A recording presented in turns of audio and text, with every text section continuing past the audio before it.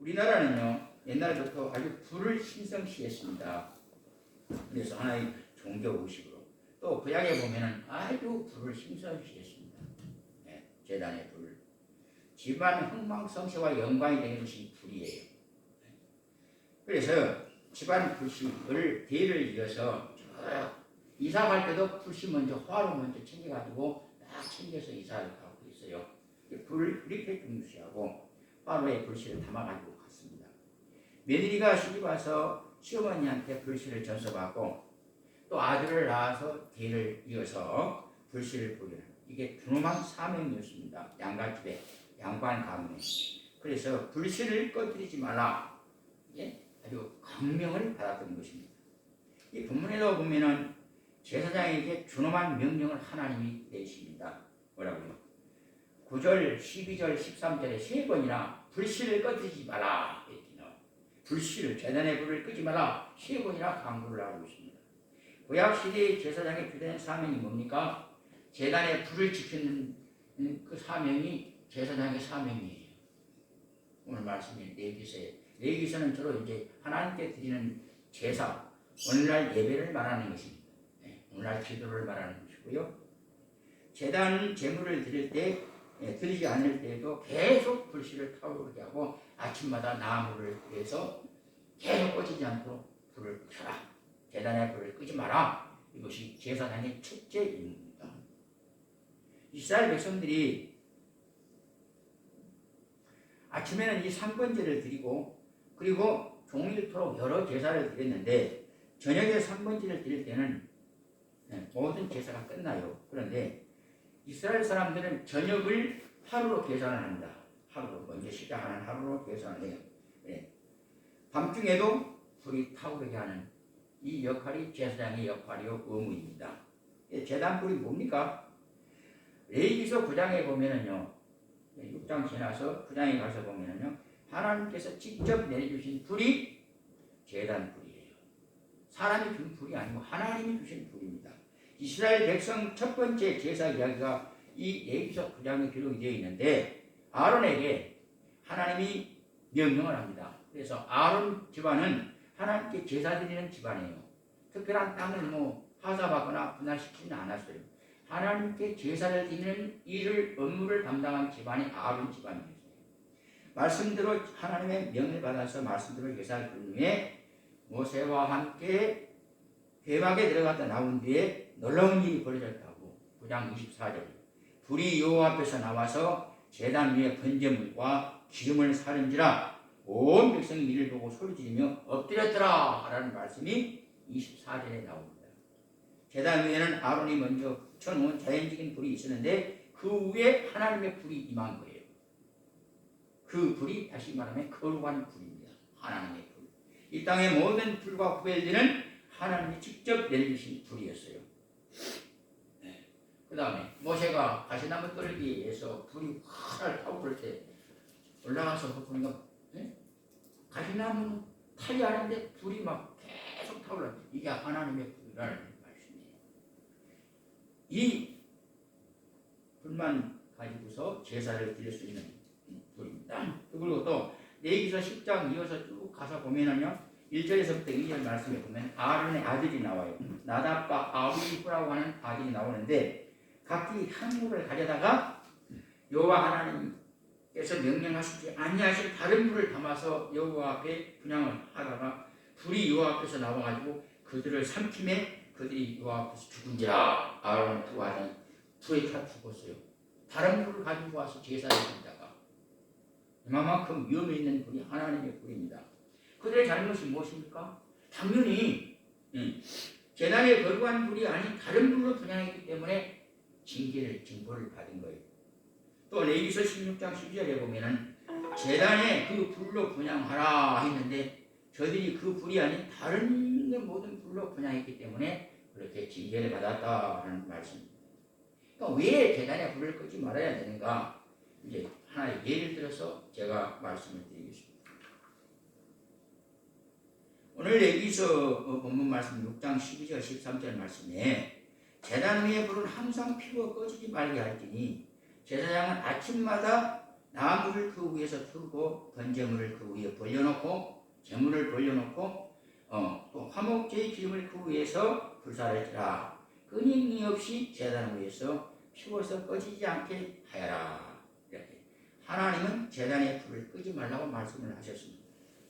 하나님께서는 모든 제사에 대한 예법과 규례에 대해서 말씀을 하시는데 일일이 다 레위기서나 보면은 막 일일이 구체적으로 자상하게 그렇게 안 하셔도 되는데 왜 하나님께서 이렇게 자상하게 구체적으로 일일이 손잡고 끄는 것처럼 그렇게 다 지시를 하고 가르쳐 주셨을까? 모세를 통해서 그렇게 가르쳐 줬습니다. 그리고 단위의 불은 항상 피워서 꺼지지 않게 하라. 오늘 우리 제단의 불도 꺼지지 않도록 계속적인 헌신과 경배 또 지속적인 교제가 우리 교회 안에서 있어야 됩니다. 믿음의 권속들 공동체 하나님은요 공동체를 통해서 일을 하시지 어떤 개인의 이익을 위해서 일하시는 분은 아니십니다. 그걸 아셔야 돼요. 제단의 불을 끄지 말라고 그랬죠. 이게 오늘로 말씀드린다면은 우리의 기도, 우리의 예배, 우리의 승리과 나눔, 그 다음에 가장 중요한 사랑. 고린도전서 13장 마지막 절 13절에 이 세 가지는 항상 있을 것인데 믿음과 소망과 사랑, 그 중에 제일이 사랑이다. 천국에 가면 믿음도 소망도 이제는 다 썼어요. 그러나 천국에서 계속해서 사용되는 것이 뭐냐? 사랑이에요. 사랑. 우리 교회 안에서도 믿음이 있어야 되고 소망이 있어야 되고 사랑이 있어야 되는데 그 중에서 영원히 꺼지지 않는 그런 사랑의 불이 있어야 된다는 거예요. 사랑의 불이 있어야 된다. 이 불 끄지 말라는 제목으로 오늘 말씀을 드리는데 보면은요 열정을 말하는 열정, 우리의 신앙의 열정, 불같은 열정. 이건 뭐 뜨뜻미지근해가지고 차지도 않고 덥지도 않고 그러면 어떻게 한다고 그랬어요? 화해버린다고 했습니다. 요한계시록에 하나님을 위한 열정, 교회를 위한 열정이 꺼지지 않아요. 그런데 오래 신앙생활을 하다 보면은요 나도 모르게 자연히 열정이 식어져요. 그리고 너무 점잖해져요. 또 뭐 다 알아서 하겠지 이렇게 팔짱을 끼게 됩니다. 그게 아니고 끝까지 신앙의 믿음의 열정을 가져라, 봉사의 열정을 가져라, 사랑의 열정을 가져라 하는 그 말씀입니다. 불 꺼진 싸늘한 난로처럼 식어버리면 안 된다. 식어버린 은돌장, 부들장처럼 그 방바닥처럼 싸늘해서는 안 된다라는 말씀이죠. 계시록 3장 16절에 바로 그 말씀이 나옵니다. 왜요? 라오디게아 교회가 이 라오디게아 교회의 성도들이 뜨겁지도 않고 차지도 않고 뜨뜻미지근하면 토해내버린다고 버려버린다고 그랬습니다. 토하여버리리라. 네가 이같이 미지근하여 뜨겁지도 아니하고 차지도 아니하니 내 입에서 하나님의 입에서 너를 토하여버리리라. 이렇게 계시록 3장 16절에 말씀을 하고 있습니다. 미국의 어느 심리학자가 밀그림이라고 하는 심리학자가 하나 실험을 했는데요. 이 밀그림이라고 하는 심리학자가 사람들이 많이 다니는 뉴욕의 버나와의 인도에다가 한 사람 딱 세워놓고 계속해서 저 빌딩 위를 쳐다봐라 그랬더래요. 그러니까 이 사람이 시키는 대로 그 인도에 서가지고 높은 빌딩 6층을 계속 쳐다보고 있어요. 그러니까 지나가는 사람들도 이 사람이 쳐다보고 있으니까 자기도 모르게 와서 쳐다보더라고요. 또 지나가는 사람들도 와서 쳐다보더라고요. 그 중에서 지나가는 사람들 약 42%가 전부 쳐다보고 그러고 가더라는 거예요. 세 명이 그런 행동을 했을 때에 60% 이상의 사람들이 이 세 명을 따라서 그렇게 행동을 하더래요. 5명이 했을 때는 퍼센트가 더 높아서 86% 같은 행동을 하더라는 거예요. 그래서 이 심리학자 밀그램이라고 하는 사람이 이 실험의 결론을 내리는데 뭐냐? 단 3사람만 있어도 최종적으로 거대한 모임과 집단을 만들 수 있다. 한국은요 3번이 유명하죠. 실험을 해도 3판이요. 그 다음에 메달도 금은 동메달 3개요. 그 다음에 무엇을 하든지 3번이 3번까지는 해야 돼요. 그래서 3번을 아주 좋아요. 3명만 모이면 여기도 삼각형이잖아요. 다리가 세 개가 면서 딱 제대로 고정이 된다는 말씀. 여기 보세요. 다 삼각대잖아요. 이렇게. 네, 예수님 당시에 12명의 제자를 불러서 훈련시켰는데 그 중에 핵심 멤버가 몇 사람입니까? 베드로, 야고보, 요한, 세 사람. 핵심 멤버, 핵심 제자 세 사람. 제자가 세 사람이었습니다. 그들이 1세기의 역사를 변화시켰습니다. 베드로, 요한, 야고보가 수많은 사람이 예수님의 제자로 살도록 만들었습니다. 여호수아 시대 때도 12지파가 있었죠. 가나안 정벌할 때 12지파가 있었는데 그 중에서 가나안 땅을 점령했는데 성공장이 이렇게 있어서 세 지파가 앞장서서 가나안까지 정복을 하고 했던 것입니다. 이 열정을 가진 세 사람만 있으면 수많은 군중을 모을 수가 있다. 문재인 정부의 핵심 멤버 세 사람이 누굽니까? 아시죠? 누구예요? 흉이에요? 흉이에요. 우리가 상식적으로 아는 거 있죠. 흉이에요. 맨 처음에 비서실장하는 사람. 아, 그 다음에 재판 받아가지고 지금도 부인 때문에 번역을 치고 있는 법무부 장관. 아, 조국. 문재인. 지금 비서실장은 그쪽에 못 들어요.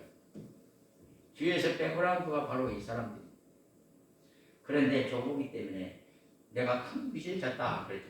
내가 조국이를 살려주지 못해서 도와주지 못해서 큰 빚을 졌다 하는 이유가 바로 거기 있어. 대통령 시절 그런 얘기했습니다. 조국이가 그렇게 힘들어할 때 내가 도와줬어야 되는데 막았어야 되는데 못해서 내가 큰 짐을 졌다 그랬습니다. 다 이유가 있습니다. 자, 물이 몇 도가 돼야 끓습니까? 그 어마어마한 쇳덩어리 전기기관차를 움직이는 100도가 돼야만이 물이 끓잖아요. 그 뜨거운 열기가 그 무거운 전기기관차에 쇠박히 돌리는 거예요. 네. 이렇게 열정을 가진 세 사람이면 세상을 움직일 수 있다. 인류가 누리는 역사적 산물이라는 것이 열정을 가진 사람들의 작품입니다. 열정을 가진 사람들이 있기 때문에 아름다운 음악이 나왔고 아름다운 참 영화가 나왔고 아름다운 작품이 나왔고 러시아의 문호가 누굽니까? 도스토예프스키, 푸시킨. 도스토예프스키. 처음에는 돈이 없어서 용돈을 벌기 위해서 집안의 생활비를 벌기 위해서 글을 썼습니다. 아주 짧게 써가지고 인쇄소에다 넘겨서 원고료를 받아서 생활했습니다. 그런데 내중에는 저 시베리아 유행을 다녀온 다음에 완전히 바뀌었습니다. 거기서 나온 것이 지워버리잖아요. 그 다음에 부활. 이런 작품들이 다 열정을 가지고서 이제 목숨을 걸고 베토벤도 보세요. 마지막 하찮고 또 미켈란젤로의 최후의 만찬, 레오나르도 다빈치의 그 유명한 전쟁 대파. 열정을 가진 사람들이 이렇게 만들었습니다. 베토벤은 청각장애였죠. 듣지를 못했어요. 그런데 한국을 작곡하기 위해서 10번 이상 지우고 또 이렇게 했다고 그럽니다. 그리고 최후의 만찬을 그린 사람은 10년 동안이나 계속해서 또 이게 계속해서 한꺼번에 다 작품을 만든 게 아니고 이런 열정이 작품을 만들어냅니다. 바울 사도도 뭐라고 말씀하셨어요? 하나님의 열심으로 너희를 위하여 열심을 이루니 고린도후서 1장에 보면 그 2절인가 그 말씀이 나와요. 하나님의 열정을 가져라. 열정으로 복음을 전파하고 열정으로 한 시대를 움직였던 사람이 사도 바울입니다. 목숨을 걸었잖아요. 그는 원래 예수 믿는 사람 잡아 죽이는 역할을 했던 사람이에요. 그런데 어디에서요? 담에서 기루에서 예수님을 만나 뵙고 나서 음성을 듣고 나서 완전히 180도로 사울이가 바울이 됐다고 말이에요. 잘난 사울이가 못난 바울이가 됐어요. 마음을 들고 가장 낮은 자리에서 그래서 바울이라고 한 거예요. 사울은 아주 잘났다 하는 그런 뜻이고 바울이라고 하는 말은 아주 나는 못났다. 그것이 바울. 이 시대에 우리가 하나님을 섬기면서 끄지 말아야 할 열정이 무엇입니까? 우리가 다시 일으키고 언제나 타오르게 해야 할 이 불이 뭡니까? 모임의 불이에요. 네. 모여야 됩니다. 성령이 충만했던 초대교회 한번 보세요. 얼마나 많이 모였습니까? 모이는 불이 아주 뜨거웠어요. 사도행전 2장 46절에 보면 날마다 마음을 같이하여 성전에 모이기를 힘쓰고 날마다 마음을 같이하여 성전에 예배당에 모이기를 힘쓰고 코로나 덕분인지 코로나 때문에 오늘 이렇게 우리는 예배를 드립니다. 참 안타깝지요. 그러나 어떻게 합니까? 시국에 따라야 되지 않겠습니까? 좀 제가 어제부터 준비를 하면서 느낀 게 너무 마음이 아파요. 이거 다 정리하고 아침에 이렇게 하면서 야 어쩌다 이거 이렇게 됐나? 너무 마음이 아팠습니다. 저번 성탄절에 예배 드릴 때도 두 사람 앉아서 저까지 세 사람이 성탄 축하 예배 드렸습니다. 너무 마음이 아프더라고요. 왜 이렇게 됐을까? 하나님께서 얼마나 마음이 언짢으시겠습니까? 우리가 이러는 히브리서 10장 25절에 보면 주님의 재림 즉 종말이 가까이 올수록 모이는 불이 식어질 것에 대해서 모이기를 피하는 어떤 사람들의 습관과 같이 하지 말고 오직 권면에서 그날이 가까움을 볼수록 더욱 모이기를 힘써라 라는 말씀이 나옵니다. 첫째는 모임의 불입니다. 이제 줄입니다. 두 번째 복음 전파의 불입니다. 우리가 자꾸 이 생이 다 할 때까지 우리의 삶을 통해서 전도 말씀을 전파해야 됩니다. 입으로만 교회 갑시다 예수 믿으시는 것이 아니라 우리의 몸으로 우리의 삶으로 보여드려야 되는 것입니다. 우리 교회에 나오시오 그게 아니라 어느 교회를 가시든지 예수를 구주로 모시고 영혼을 사모하면서 사는 사람을 만들어야 된다는 말씀이에요. 아멘. 전도하라 하니까 우리 교회만 나오시오 영창교회는 오시오 그게 아닙니다. 가까운 교회에 가시면 돼요. 그리고 당신이 다니시는 교회에 열정을 다하고 섬기며 봉사하면 되는 것입니다. 마태복음 24장 14절에 주님의 지상명령이 나옵니다. 마태복음 24장 14절 이 천국 복음이 모든 민족에게 증거되기 위하여 온 세상에 전파되리니 그때야 끝이 오리라. 세상 종말이 온다. 그때야 끝이 오리라. 모든 민족에게 이 복음이 다 알려주고 난 다음에야 이 세상 끝이 오리라라고 마태복음 24장 14절에 말씀을 하고 있습니다. 다시 말씀드리면 내가 살아있는 동안 해야 할 일이 뭐냐? 복음 전파. 아멘. 예수님을 소개하고 하나님의 말씀을 전파하는 역할이 우리에게 주어진 크나큰 소명, 사명이라는 말씀입니다. 마지막으로 사랑의 불을 끄지 말라. 사랑의 불을 끄지 말자. 사랑이 식어지면 다 끝이. 부부간에도 사랑이 식어지면 끝이. 갈라서야지. 남남이요. 그렇죠. 부모 자식 간에도 사랑. 끈끈한 진한 사랑. 피가 흐른단 말입니다. 뜨거운 피가 흐르고 형제 자매들도 한 피가 흐르기 때문에 끈끈한 사랑이라는 사랑의 불로 모이는 거예요.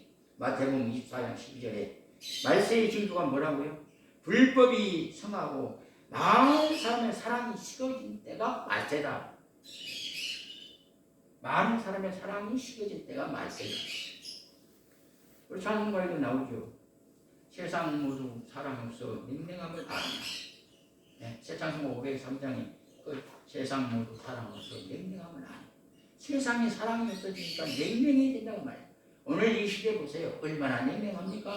얼마나 애고적입니까? 이기적입니까? 373장 찬송을 부를 때마다 세상 모두 사랑 없어 냉랭함을 아냐. 알고 있죠? 저 미국의 켄필드라고 하는 유명한 작가가 있습니다. 단편 소설가인데 이 양반이 쓴 그 소설을 보면요, 잭 켄필드라고 하는 분인데 한 직장 여성이 저녁에 이제 일을 마치고 귀갓길에 그냥 잘못해가지고 빡빡하는 바람에 피곤해서 다른 차가 뒤 닫아고 있어요. 그러니까 앞차 뒤에 반박하고 내 차 이 여성의 그냥 앞에 반박하고 작살이 나쁜 거예요. 자, 어떻게 합니까? 해결해야 되겠죠. 그런데 이제 3차예요. 남편을 설득시켜가지고 이제 삐까뻔쩍한 새 차인데 갖다 받았고, 자 이제 남편한테 가서 뭐라고 할까? 그리고 그러나 이제 해결해야 되기 때문에 난감이 없지만은 사건을 처리해야 되기 때문에 자동차 등록증을 꺼내려고 앞에 서랍에서 등록증이 들어있는 큰 봉투를 이제 꺼냈습니다. 꺼냈는데 그때 종이접기 하나가 봉투 안에서 딱 떨어지는 거예요. 그래 뭐 그거 하고 보니까 큰 띠가만 글씨로 이렇게 써 있어요. 뭐라고 써야 되냐? 사고가 날 경우에 이것을 잊지 말아요. 내가 사랑하는 것은 차가 아니라 당신입니다. 그렇게 남편이 거기다가 메모를 해서 써놨어요. 걱정하지 말고, 내가 사랑하는 것은 이 차가 아니고 당신이니까 걱정하지 말고 해결해라. 이게 뭡니까? 사랑입니다. 아멘. 이번에 제가 사랑을 많이 느꼈습니다. 덕분에 감사해요. 집사람이 몸이 아파서 멀리 떨어졌을 때 한 끼 먹어도 괜찮더라고. 몸이 굉장히 가벼워졌어요. 한 2kg가 빠졌어요. 그래서 굉장히 가벼워요. 아침에 우유 한 잔 마시고 또 막 생각이 없었는데 저녁에 한 잔 마시고 그리고 그냥 프라이팬 하나 있으니까 거기다가 식용유 둘러가지고 남아있는 밥 그냥 이렇게 반찬하고 비벼서 먹으니까 아주 편하고 좋아요. 그런데 느낀 게 내 가장 가까이 있는 사람은 누구예요? 남자에게 속이 없는 것 같죠? 덤덤한 것 같죠? 안 그래요. 깊은 정이 있습니다. 깊은 정이 있어요. 아버지가 정형인 것 같죠? 아닙니다.